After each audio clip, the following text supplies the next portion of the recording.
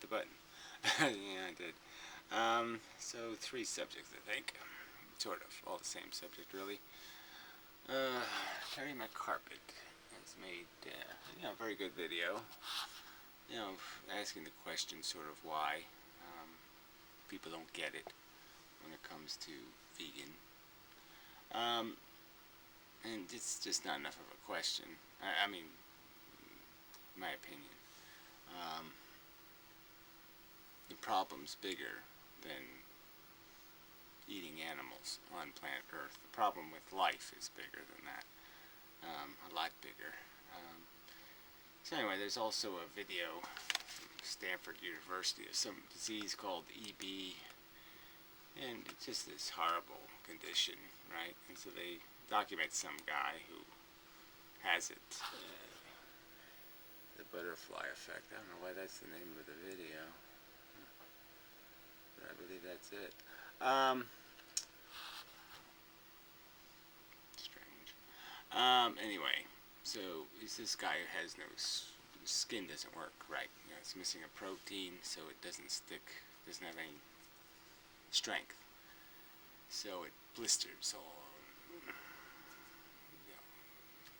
the time, and it's just, his hands are gone. Imagine his penis is gone. I mean, it's just, it's leprosy with the pain, in a way. Just really bad.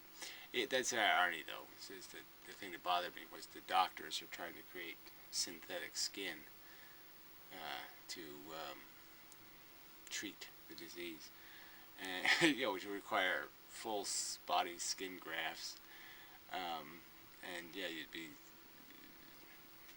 like that's, no, it's not the answer.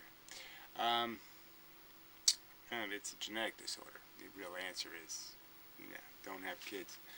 But anyway, and I guess the other thing I just mentioned is that the stupid burning bush guy again. I asked him just to stay off my videos, and he just won't do it.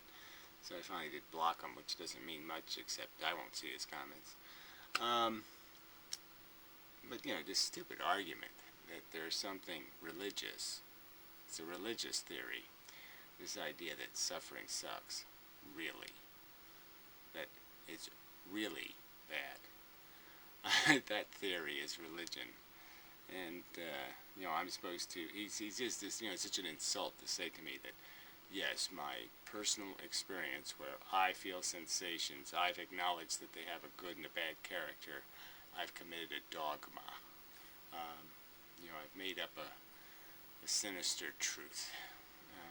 Just a silly premise for an argument. Where's the supernatural theory in the idea that I'm taking my existence, my consciousness seriously, and conceding that it's got a fundamental composition where I either feel good or I feel bad? How is that logically stupid? To say, yes, that's what it reduces for me. You either feel good or you feel bad. There's nothing else to say. So anyway, you're either in pain or you're not. And pain is bad. Period. It's just so insulting. So anyway, but I guess this whole question of why people believe what they believe in, why people believe in God, why people pet their dog as their, feed their dog bacon, feed their dog another sentient animal, help it, So, well, there's a part in her video where she calls the guy, calls people, basically makes this, she takes her shots, and she takes them well, but calls them psychopaths, as a practical fact, this whole idea of, torturing things for your petty gratifications, for easily converted behaviors, changed behaviors, sacrificed, so to speak, like the religious tradition. Yes, you can sacrifice your desire on the altar of your knowledge that gratification can't be acquired that way. So it gets that whole inconvenient truth thing. It gets to the whole global warming thing, gets to the whole global debt thing. These unsustainable, stupid practices that the human race just keeps not being able to separate itself from. Not being able to distance itself from, because they're too much of the consumption of human beings, I would argue. So anyway, she's doing this, how isolating it is to be smart enough to figure this out, apparently. I don't know if it feels all that isolating. But I never gave a shit, about, it just didn't matter to me, the fitting in thing. And I guess I didn't necessarily give a damn about much eating with people, so I really didn't care to worry about, you eat with your family, but beyond that, I didn't go out eating with people. Drink, but fuck eating. But anyway, that doesn't matter. So there's a line in here where she's talking, and she's doing a very good job, very nice and all. But she makes this comparison. Well, I'll just play a little clip. There's unimaginable pain to 150 billion animals a year worldwide, and yet the wiring of most people, the neurotypical non-vegan brain would hear that fact, that statistic, and furnish it with some completely flimsy excuse, like, I don't think animals feel pain, actually. I certainly don't think they feel fear, and they don't want to live a natural, They don't want to live a natural, she didn't finish it, but, yeah, why would they want to live a natural life? I mean, obviously the attrition numbers in nature are worse than in our manufactured lives, so I guess it depends on whether you think some life is worth it or something. I don't even know how you do this kind of math. Is it better to live and to be a dead baby, or is it better to live to be a tortured animal in a zoo, or is it torture's too extreme a word for a zoo. See, that's the catch of it, right? Zoo beats being in nature, in my opinion, by a long shot. If I had to be an animal and have a choice, be natural or be in a zoo, I'll take being in a zoo. Because nature will kill you so much quicker and so much harsher, likely. And that's just the, So I guess in that context, I would say, well, why don't you get it? Nature's insane. I mean, nature's a psychopath. Nature's living a natural life is somehow worth it. Why? So you can die many more times, the same amount of consciousness time. I mean, there's no doubt about it that some animals in some factory farms, they're just, every minute of their life is shit. And, yeah, nature's not going to do that anyway. But it's not going to kill 10 of your kids in the, I mean, it depends, I guess, on how much time. Again, it's just this math equation of some sort. But obviously there's some incentive for farms to get you fat and happy, in a sense, to keep you comfortable enough to get fat, because you're worth more that way. But again, the point is that you could say 150 billion animals a year, and like I said, what does nature take care of? What is it? How many? How could you even calculate the numbers of how many it takes out? How many it tortures and kills, and for what purpose? To replicate a molecule. Alright, so this is in that context of that guy, this 30-year-old guy. So he's lived longer than most of these people with this disease. And like I say, you can't have much of a life, except, walks around bandages all the time. He's proud that he's still walking, but where do you walk to? How do you even sit comfortably? I mean, there's no life here. There's just surviving. And it's that whole psychology that people just once you're alive, you have this desperate, clingy need, and that's what we ought to be dealing with psychologically. Is that we have a clingy need, and it's built on all just some sort of ego projection, and fear of not being alive, fear of the inconvenience of the transition between being alive and not being alive. It doesn't look like a pleasant prospect. There's some people with their propaganda, oh, dying's beautiful. I've never seen a pretty one. It looks quite miserable and horrible.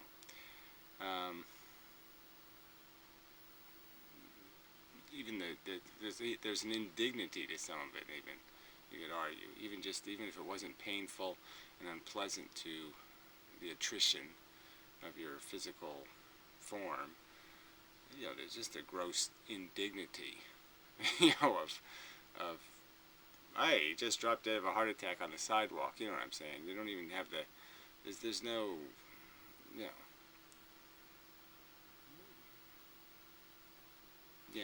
there's nothing good about it. Let's just say it's an inconvenience to dying, and so it's one of those truths we just don't deal with until we have to deal with it, and then we don't deal with it very well, except for say kill me or something. Way too late. Make groaning noises or something. It's all quite horrible, really. But that's really the point, is that vogue vegans, I guess that's what I'll call them, vogue vegans, it's just not enough. It's good, like I said, it's something that you acknowledge this obvious thing where, well, yeah, I won't pay to have animals tortured and killed. Okay, so yeah, that's, wow, okay. But it just seems like that's just so far short of recognizing what else you're subsidizing, quote unquote, in terms of notions and ideas that are perpetuating this life engine, this creation problem. And when it's just a molecule, again, like I said, it's just a molecule replicating. There's no bigger mission here. And all the vulnerability and all the problems are created by our existence. Our existence solves no problem. Existence didn't create. It's the existence of sentient creatures that creates a problem. They're not the solution. And yes, we can solve, so that's why people are vegan, right? I can do something. I can solve a problem. So we can solve a problem we didn't create, get some sense that we have control and that we've done something. It's not even close to enough. I mean, it's, 5 bricks in the road kind of a thing. It's just not even close enough to getting to the core of the thing. I mean, to really fessing up on intelligence, being really smart, and less and less of a psychopath driven by your agenda, your desire, your unwillingness to accept true description of the circumstance you're caught up in, kind of a thing. So yeah, I don't want to imply that I'm somehow anti people being vegans. I mean, the more the better. The more we could reduce the numbers, the better. But I guess in the context of a lie or something less than the truth about why it's important. I mean, certainly I'm not going to rescue an animal from a factory farm to throw it into nature. I mean, you know, um, I mean, that's why animals have so many. That's why they reproduce so excessively. It's because nature is going to take that many. Um, in some circumstances, the natural attrition is, just the numbers are crazy. Thousands or millions to one. For one. Sacrifice a million to make one.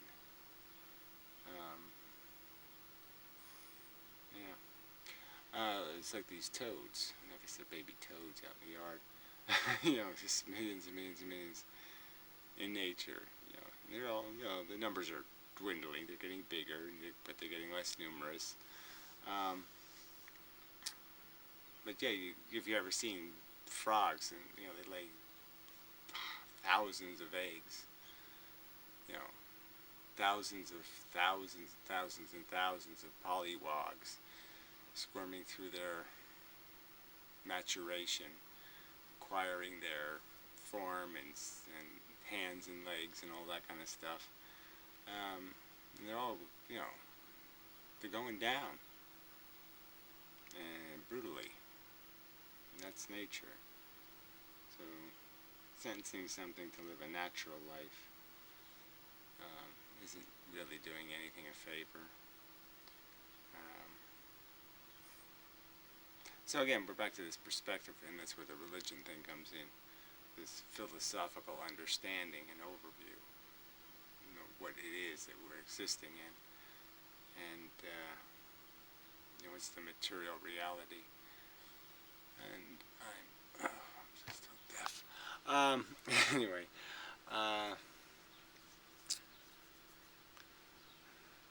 yeah, and it's just so hard to try to say, well, wait, this it is so simple, and somehow people have made it complicated.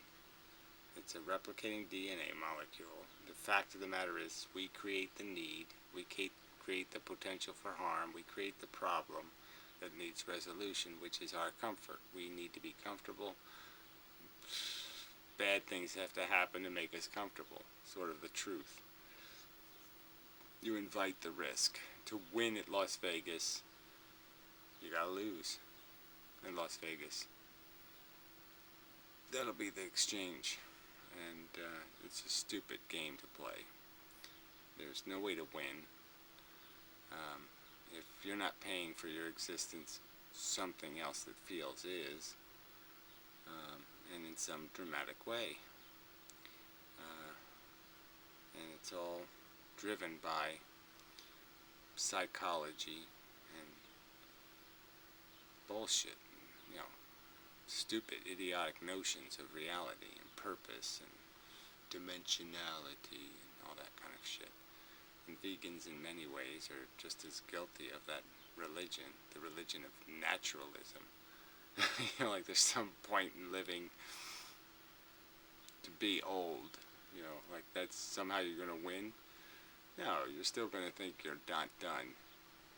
You haven't still eaten enough, whatever, soybean spread sandwiches. There'll still be something you'll say, I haven't finished. So you're not really going to win being old. Doesn't look like a winner, right?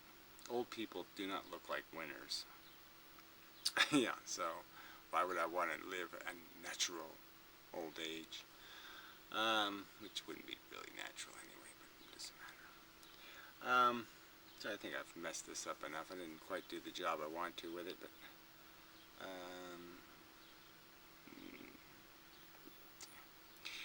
it is what it is. I'm just still, I'm just kind of uncomfortable, and I gotta work on that.